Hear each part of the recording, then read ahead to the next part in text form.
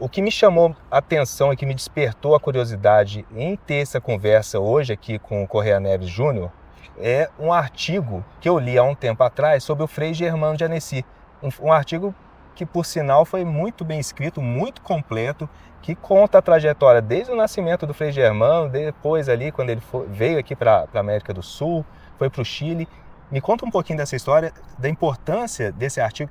Como é que você enxergou tudo isso? Porque como você que é inquieto e gosta de história, desde que a gente nasce em Franca, ou quem vem viver aqui, você tem as histórias que cercam o relógio do sol. E a gente ouve como premissas verdadeiras aquilo que fica meio jogado. Então você tinha assim, essas coisas que a gente ouve, alguma professora fala na escola, um tio mais velho comenta, um vizinho, que era assim, que o relógio do sol de Franca era um de 2 relógios que existiam no mundo idênticos, feitos por um frei, que era o Frei Germano, e que tinha um idêntico lá numa cidade da França que chamava Annecy, porque ele era Frei Germano de Annecy. Annecy é uma cidade francesa numa região que chama Alto Saboia.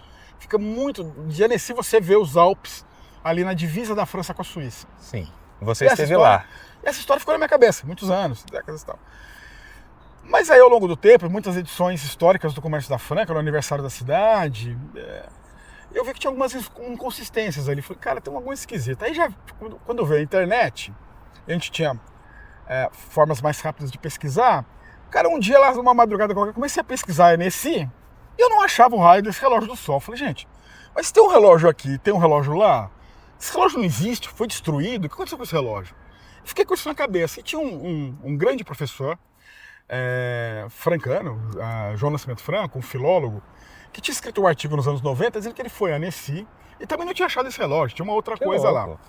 Eu fiquei com isso na cabeça, eu falei, gente, quando eu for viajar, quando eu for à Europa, eu vou dar um jeito de ir a Annecy, eu quero ver tem esse relógio, não tem? Foi o Frei Germano que fez esse relógio lá, o que aconteceu?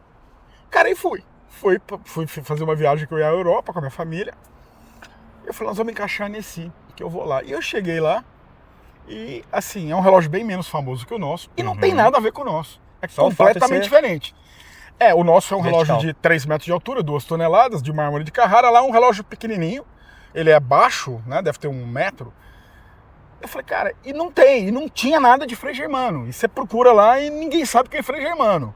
E tava lá que ele foi feito. O cara não era modesto, não. O cara que fez o relógio de Annecy chama Frei Arsène. E ele batizou esse relógio de único, l'unique, em francês. Eu falei, cara, essas histórias têm que... Não é possível que 2 caras, padres, da mesma cidade, produziram 2 monumentos... Em curto espaço de tempo, 10 anos sem telefone para falar, eu tô fazendo um aqui. Sem nada. Eu falei, eu vou pesquisar esse negócio a fundo. E comecei uma pesquisa bem ampla sobre essas coincidências, o que tinha ali de história ou não.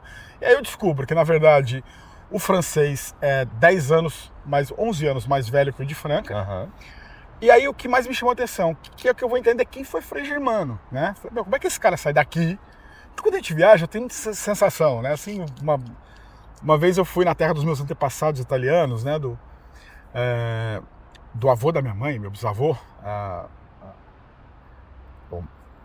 o Machiavelli que veio, né? O Afonso Machiavelli. E eu fui lá na cidadezinha dele, que chama Loiano, fica perto de Bolonha, na Itália, uma cidade de 600 habitantes. Eu falei, meu, como é que esse cara sai daqui, entra num navio, larga a família para trás, vai parar em Passos, e se ele não tivesse feito isso, não existia. Então essas coisas mexem comigo. E eu fiquei olhando lá, em Annecy, falei, meu, que um frade, capuchinho, sai daqui e vai parar lá em Franca? Qual que é a jornada desse cara, né? Onde é que ele se inspirou para ver esse relógio aqui? E aí eu comecei a descobrir, primeiro que ele nunca viu o relógio de Annecy. Né? Então, ele constrói essa história simultânea. Ele estava aqui há 25 anos no Brasil. Então, quando ele sai da Annecy dele, para onde ele nunca voltaria, ele morreu tentando voltar para lá. Esse fato Ele nunca voltou. Então, ele sai da terra dele, sem nunca ter visto o relógio do sol, que lá na França chamam de cadran solaire. Ele nunca viu esse relógio. E ele tem uma ideia de fazer um relógio aqui em Franca. E aí você vai ver a jornada desse cara, Ivan, que é uma jornada, assim, muito doida. Ele nasce no ano em que o Brasil está declarando a independência, né?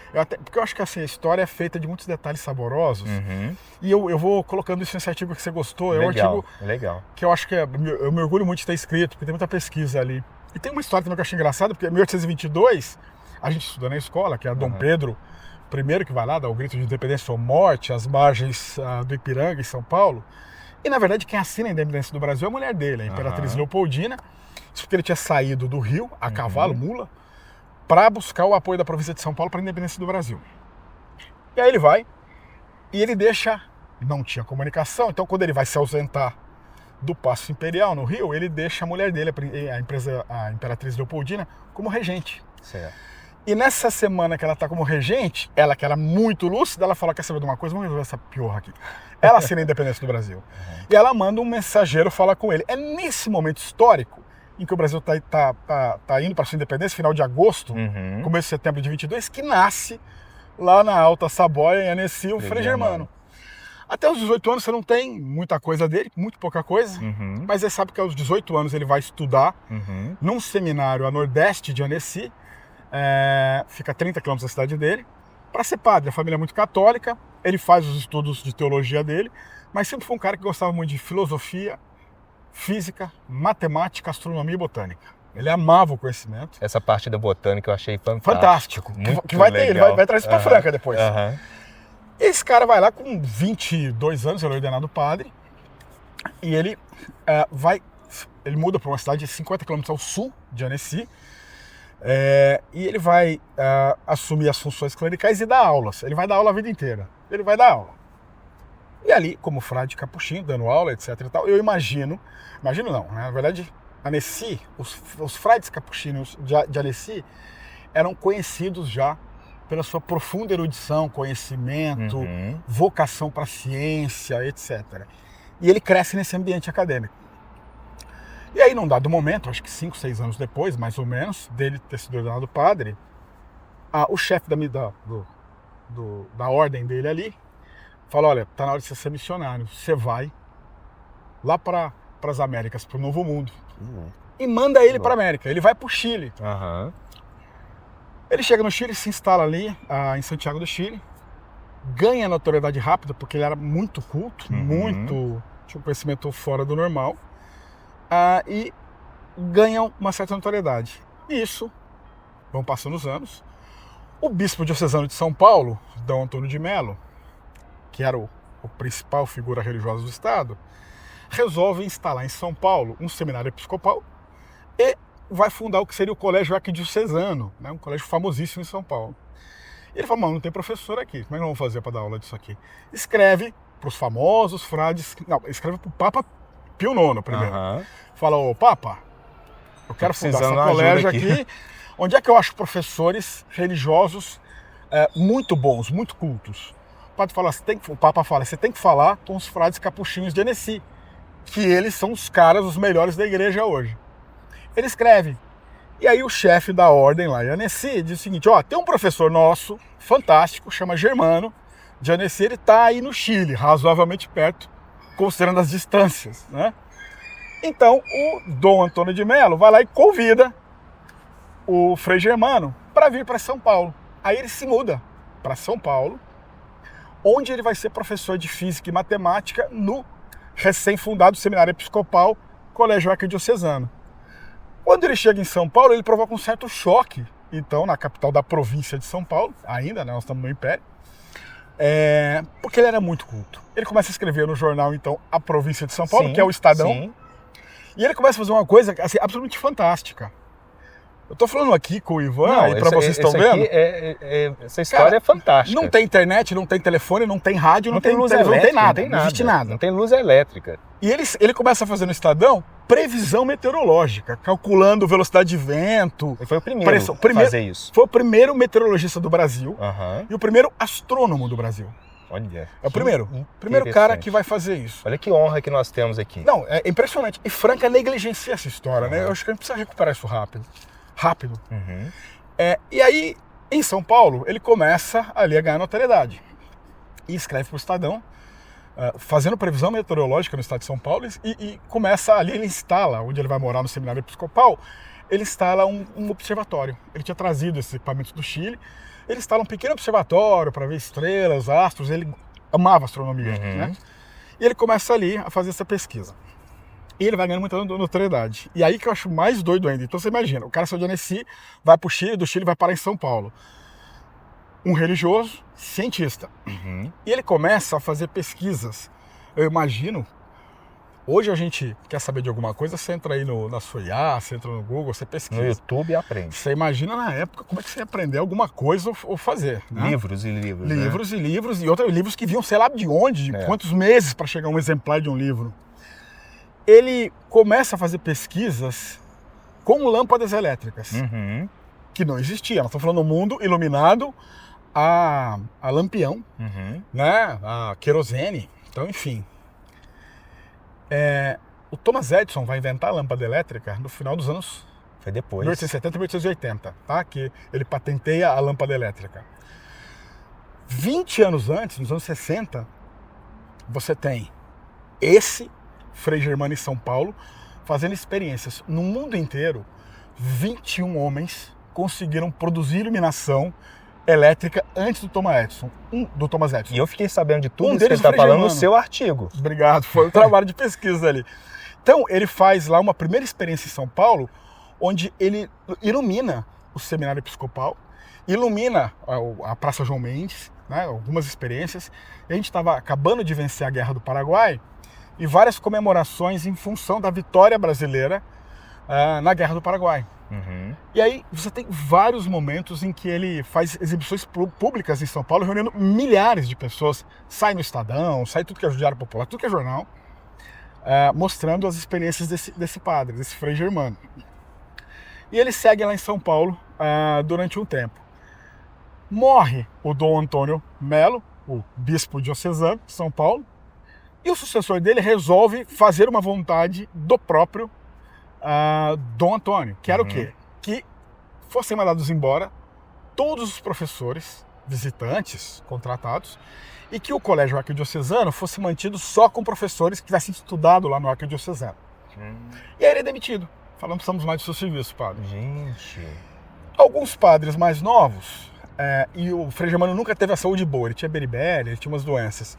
Alguns padres mais novos voltam para a Europa. Ele fala, eu não vou voltar. Aí surge um convite de Dom Pedro II, o imperador, para que ele assumisse o Observatório Astronômico do Rio de Janeiro.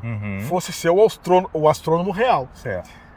E ele fala, mas esse calor demais não dou conta, muito quente lá, eu nasci nos Alpes, não vou dar conta. Ele declina do convite do imperador. Mas ele fica amigo do imperador. O imperador dá alguns presentes, dá equipamentos para um observatório novo, dá um cronômetro John Paul de alta precisão para ele, e faz ele, fala assim, tá bom, eu não desisto de você, você desistiu de mim, mas eu não desisto de você. Lembrando que Dom Pedro também era um homem profundamente ligado à ciência, né, um dos gênios da humanidade ali naquele momento. Fala, você vai ser vice-diretor, correspondente à distância do Observatório Nacional. E ele fica. E aí ele está desempregado, não tem mais as aulas para dar, não tinha uma grande vocação religiosa, era profundamente religioso, mas não tinha a vocação de ser padre de paróquia. Falei, o que eu vou fazer da vida? Ele começa a procurar, ver quem convidava ele. Nisso, em Uberaba, tinha lá uma congregação religiosa que convida ele para ir para lá. Ele vai. Chega lá, ele conhece um maluco chamado César Ribeiro, que era um português maçom, que tinha fundado um colégio lá em Uberaba e convida ele para dar aula. Então ele vai dar aula, vira religioso em Uberaba e vai dar aula lá. Ele fica 30 meses, menos de 2 anos em Uberaba, amigo desse cara, desse César Ribeiro. E esse cara fecha lá, o colégio quebra, enfim. Isso aí em 1870 e pouco. E esse cara some. E ele fica ali. Aí ele de novo está desempregado. Um dos alunos dele no arquidiocesano era um padre chamado Padre Rosa, que viria a ser o nosso Monsenhor Rosa, que tinha vindo assumir como vigário em Franca. E aí o Padre Rosa convida ele, fala, ô Germano, meu irmão, vamos fazer o seguinte, vem para Franca aqui, vem morar comigo aqui, vem para cá. E ele vem. O César Augusto Ribeiro veio para cá também? Exato, aí que você vai ver. Quando ele chega em Franca, ele está conhecendo a cidade pequena, ele topa com o César Ribeiro, que estava aqui, tinha aberto um outro colégio aqui, que chamava Culto à Ciência. Olha como a vida... Eu falo, a vida é feita de coincidências muito incríveis, né? Einstein tem uma frase célebre que diz, Deus não joga dados, né? Uhum. É muito curiosa. Ele vem para cá e encontra o César Ribeiro. O César Ribeiro fala, não, ô Germano, você vai dar aula no meu colégio. Fundei um colégio novo, chama Culta Ciência. Esse colégio fica exatamente onde hoje é o Colégio Champagnat, que só existiu porque o Frei Germano quis construir ali, é o último legado dele. O último movimento do Frei Germano em vida foi garantir com os frades da Alta Saboia os recursos para construir o Colégio Champagnat, que foi instalado, sem que ele viesse a saber, no lugar onde ele dava aula nesse momento no Culta Ciência. Nossa. Então ele vai dar aula no Culta Ciência, e aí o César Ribeiro, que era um abolicionista, era um republicano, nós estamos no Império, e anticlerical, detestava o clero, maçom convicto. Mas muito amigo dele. E o César Ribeiro tinha um ódio mortal, mais ou menos igual nós temos hoje o bolsonarismo e o lulismo. Você tinha o César Ribeiro contra o padre Monsenhor Rosa. Contra o Monsenhor Rosa. E eles brigavam. O César Ribeiro publicava suas críticas no próprio jornal, que chamava o Nono Distrito, que é o primeiro jornal de Franca, chamava o Nono Distrito. E o padre Rosa reagia no segundo jornal, que era a Tribuna da Franca. Então ficava essa guerra. E no meio estava o Frei Germano, que era amigo dos dois. E aí ele vai morar, ele manda ele morar lá, o padre Rosa, né, dá para ele uma casinha num lugar que chamava Chácara das Freiras, que fica na Voluntários da Franca, na hora que chega lá na estação. Lá na estação. Ele vai morar lá. Lá ele começa, planta uva para fazer vinho, começa a fazer um monte de pesquisa com botânica, instala também um observatório, faz as pesquisas dele, leva esses equipamentos todos e está lá vivendo em Franca. E ele é muito amigo dos dois, então do professor, do jornalista e professor César Ribeiro e do padre Monsenhor Rosa, que viria a ser o Monsenhor Rosa. E aí, eu não sei de quem foi a ideia, em algum momento entre 1874 e 85, ele tem a ideia de fazer um relógio do sol em Franca. E aí ele fala, bom, mas eu vou precisar dos dois. E ele consegue uma trégua dos dois. Ele consegue a ajuda dos dois. Tanto no distrito vai encampar a construção do relógio do sol, como o padre Rosa vai usar toda a força da igreja para conseguir passar a sacolinha e arrecadar dinheiro. E ele começa a fazer essas contas, esses cálculos. Você imagina, não tem calculador, começa a fazer tudo na mão. Onde é que ia posicionar, como é que tinham que ser as faces, como é que ia ser esculpido. E aí tinha um problema do mármore, né? Tinha que ser um mármore para perenizar no tempo. E começa uma grande campanha que eles queriam inaugurar junto com a chegada da linha de trem da Mogiana, que estava para acontecer há alguns meses. Eles começam ali. E aí o fato é que... Aí são muitas coincidências na vida, né? Dizem que o mármore, que o relógio foi feito na França e veio para cá. Eu acho altamente improvável, porque não daria tempo em 2 anos de mandar as plantas, fazer e mandar, né? Sim. Ele tinha ficado amigo em São Paulo do cara que construiu o viaduto do Chá. E era um cara que tinha vários trabalhos com mármore. E aí eu esqueci de contar uma coisa importante. Quando ele estava em São Paulo ainda, que ele faz a experiência com luz elétrica, ele faz no pátio do colégio o primeiro relógio do sol de São Paulo, que não era físico, como o de Franca, era pintado numa parede. Olha, que interessante. 1850 e pouco. Existe esse relógio ainda? Não. Mas aí que tá, entre 1850 e alguma coisa, e 1912... A hora oficial de São Paulo era dada pelo relógio do sol, construído por Frei Germano. Ficou durante 70 anos construindo isso. Então ele vai ficar lá. E aí, por conta dessas conexões, e depois ele faz um segundo relógio, que é esse, o criador do viaduto do Chá ali, que explorou o viaduto durante muitas décadas, é que faz para ele em mármore. Esse segundo relógio. Ele fez um lá. Mas não é parecido com o de Franca, é mais parecido com esse original de Annecy. Mais simples. E aqui em Franca ele já está com 63, 64 anos, muito conhecimento acumulado. Ele faz a pesquisa para esse belíssimo relógio, que é o nosso, e começa a fazer. E eles conseguem arrecadar o dinheiro. Eu acho que ele comprou o mármore na Itália, mas quem fez o... 2 toneladas de mármore. 3 toneladas? Não, 2 toneladas de mármore e 3 metros de altura. Exatamente isso. E aí mede a hora, o ano inteiro, dependendo da face, né? Sim. Mede o zodíaco, você sabe ali o mês que você está. Enfim, é um relógio muito preciso. E ele começa essa aventura de construir o relógio do sol, né? E de entregar. E aí o relógio do sol é entregue em abril de 1877, no mesmo dia que é inaugurado a estação de trem da Mogiana. Exatamente. Então, você tem uma grande festa ali, você tem a inauguração da estrada. Ele está marcando lá 86, porque foi o ano de construção. De inauguração foi em abril de 87. Inclusive, o que eu vi, por que eu acho que, vou te falar, altamente improvável que tenha sido feito por conta do ano. Do ano e do Martinelli. Tá lá grafado Martinelli, que eu acho que é quem manuseou esse mármore, que era o sobrenome do cara do Viaduto do Chá. Então, eu acho que são essas as conexões. E aí ele inaugura uma festa enorme, mas aí ele já está aqui, nós estamos na véspera, né, no finalzinho do Império. Ele já está mais velho, tem um episódio que é assaltado lá, roubam, inclusive o cronógrafo lá, o John Paul. Isso eu ia te perguntar, não existe mais, não, roubaram tudo lá, tem um assalto na chácara das freiras. Ele já está meio desiludido, roubam as coisas dele, já passou muito tempo, ele resolve que ele vai voltar, porque ele quer morrer em Annecy, ele quer escrever um livro, na verdade ele tinha 2 planos, se recolher no convento e escrever um livro. Certo. E ele toma um navio. E aí, quando o navio faz escala em Salvador para cruzar o Atlântico, ele morre à noite ali.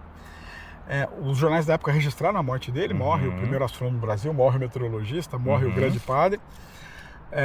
Só que registraram que ele foi lançado ao mar. E aí o professor João Nascimento Franco foi até Salvador e viu que não, que ele foi sepultado em Salvador. Está sepultado em Salvador. Olha! Ele foi sepultado lá em Salvador. Gente, essa informação ela é nova. Porque a informação que eu tinha era essa de ter sido lançado. Não, ele não foi lançado. Os jornais registraram como se ele tivesse sido lançado. Um erro de comunicação na época, mas não, ele foi sepultado em Salvador. Nunca voltou para a terra natal. Morreu a caminho, né, daqui e de lá. E deixa esse legado impressionante em todas as áreas. Terminou a história no Brasil. E aí que tá, nesse finalzinho de vida dele aqui, em frente desses 10 anos que ele passa aqui, no final, ele consegue, como as freiras ligadas à ordem dele, dos capuchinhos, lá na Alta Saboia, ele consegue os recursos pro Colégio de Lourdes. Nossa. Onde está hoje o prédio da Unesp. Que foi inaugurado em 1888. Exatamente, isso antes dele ir embora. Então ele vem à inauguração do Colégio de Lourdes, né? Então, olha, muito legal. Ele veio à inauguração do Colégio de Lourdes. E aí ele quer encaminhar que era para as meninas, né? E ele quer deixar para os meninos. E aí ele faz essa gestão junto aos frades, falando muito bem de Franca, do que precisava daqui, do desenvolvimento, etc. Tem várias cartas que ele manda para a ordem. E aí, depois que ele morre, eles mandam financiamento para construir o Colégio Champagnat. Então, as 2 grandes instituições de ensino de Franca, fundamentais, o Colégio de Lourdes e o Colégio Champagnat, só existem porque esse frade passou por aqui, esse grande gênio. E mais, né, o que eu acho muito incrível, que é o Colégio Champagnat vai ser instalado exatamente no lugar onde funcionava o culto à ciência do César Ribeiro, que é onde ele trabalhou aqui.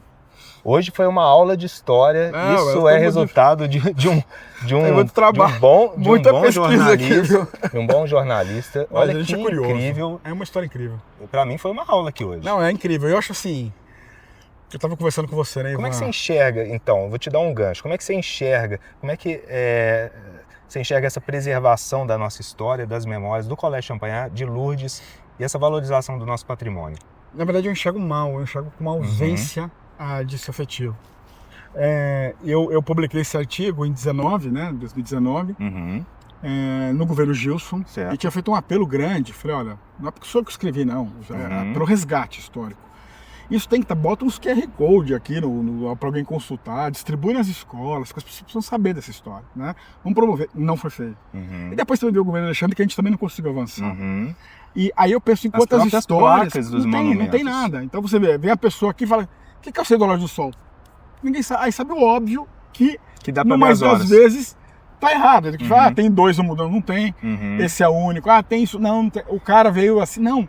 E eu acho assim que o relógio do Sol é monumental, mas a história desse homem é ainda mais. E como que esse homem veio parar em Franca e os impactos que ele teve. Você essa imagina? História ela valoriza ainda mais o produto. Tudo, exatamente, né? O que ele fez, o legado, são 10 anos, 11 anos desse homem em Franca. E em 10 anos que ele marca profundamente a cidade, que viria a ser nosso lar depois, e de tanta gente, e que a gente sabe tão pouco, né? E que a gente valoriza tão pouco. Então acho que é preciso esses resgates todos. Olha, esse cara foi genial. Por uma série de coincidências da vida, ele veio parar aqui em Franca, e aqui ele produziu muito, né? E aí tem histórias como esse jornalista doido, anticlerical, maçom, que é o César Ribeiro. Olha a contribuição que o cara deu. Sim. O Monsenhor Rosa não era só um vigário, é um cara que estava ativamente contribuindo para o desenvolvimento da cidade, né? Então são muitas coisas que daria para desdobrar em outras tantas histórias, né? Olha, o Padre Rosa, que vai estudar no Arquidiocesano, Seminário Episcopal em São Paulo, conhece ali o Frei Germano. Anos depois, é ele que vai dar emprego para esse cara. Então, assim, são muitas histórias lindas. É apaixonante, né? Conectadas. É um livro, dá pra claro, livro, né? Fantástico. Um romance, né? Aqui. Exatamente. Você sabe que eu comecei? Eu tenho um capítulo pronto. Que exatamente eu começo nisso. É uma coisa meio Dan Brown lá, que escreveu. Mas eu não tenho talento dele. Mas eu queria dizer, o que esse padre... Tem alguma coisa escondida nesse relógio? O que esse homem que sai de lá vem fazer aqui? Implanta esse negócio aqui e está em 140 anos depois, está ali. Né? Algum significado maior, né? Algum simbolismo maior. Acho que porque, de repente, a posição estratégica onde ele foi construído, toda a orientação... E você veja, ele passou por São Paulo, pelo Chile não construiu lá, passou por São Paulo não construiu lá, a Bonito assim, não. Passou por Uberaba não construiu lá, veio construir aqui. Né? Foi um presente, aqui, um presente, né? Um presente que nós precisamos tratar melhor. Né? Precisamos proteger melhor, precisamos cuidar melhor, precisamos tratar melhor. Para finalizar, eu queria de você escutar o que você enxerga de Franca, no presente, futuro e um recado. Eu acho que Franca é uma cidade... Quando a gente é mais novo, Ivan, eu acho que a gente às vezes não valoriza tanto a cidade onde a gente nasceu. A gente sempre acha o resto do mundo mais bonito, mais interessante, e é normal, são fases da vida. Mas eu acho Franca uma grande cidade. É uma grande cidade para se viver, para se morar, para estabelecer relações. Eu acho uma grande cidade, eu acho o clima muito agradável, eu acho uma cidade relativamente tranquila ainda. Eu acho que é uma cidade muito boa. E acho que ela está, nesse momento, acho que ela está num momento da história bom para Franca. Eu acho que a gente teve uma grande geração de líderes empresariais do calçado que fizeram essa história. E aí os sucessores deles não foram tão brilhantes quanto. E a gente ficou meio perdido aí uns anos, né? E agora a gente está retomando com muita gente empreendendo em e-commerce, em logística, em construção civil, em negócios. Você tem o próprio história da Luiza Helena Trajano, que eu acho outra história inacreditável, né? Do Magazine Luiza, com novos líderes políticos surgindo. Eu acho que se Franca conseguir, de novo, retomar essa história de empreendedores muito diferentes, né? Ela tem tudo para retomar um protagonismo que já teve. Né? Eu acho que isso é um caminho que a gente tem que percorrer e a gente não se conformar em ser coadjuvante. A gente tem que ser protagonista. Esse é o nosso destino. Muito legal. Obrigado, Ivan. Nós estamos gravando essa entrevista diretamente aqui do Museu Histórico Municipal José Chiachiri, que é um guardião da nossa memória, junto com o Arquivo Histórico Municipal Hipólito Pinheiro. E é um prazer muito grande estar aqui hoje com você, Júnior. O prazer foi meu. Inclusive, eu acho que isso aqui depois poderia render uma segunda conversa. A hora que você quiser, vai ser um prazer. Cara, parabéns pelo seu trabalho. Falei para você antes. Eu acho que tem... Toda vez que a gente vê um trabalho bem feito, cara, a gente tem que falar... Primeiro, eu lamento que não tenha sido eu a fazer. Eu falei, puta, que merda, por que você tá fazendo isso aqui, né? Mas não, talvez... Claro, certamente não faria tão bem quanto você. Eu acho que você trouxe um olhar não acadêmico, o que não quer dizer não profundo, né? Muito profundo. O jeito que você conta as histórias, os seus vídeos, as coisas, eu acho muito bacana. A primeira vez que eu falei, quem que é esse maluco, né? Você falou que esse maluco é bom, cara. Eu falei, pô, é o Ivan. Então, assim, eu acho que é isso. Cara, isso é a cara da Franca que eu gostaria de ver. Produzindo, fazendo coisas, contando histórias, cada um no seu talento, né? E o seu trabalho que você faz é muito importante para nós. Obrigado. Eu que agradeço. Que legal. Prazer ouvir isso, viu? Muito bom. Ivan.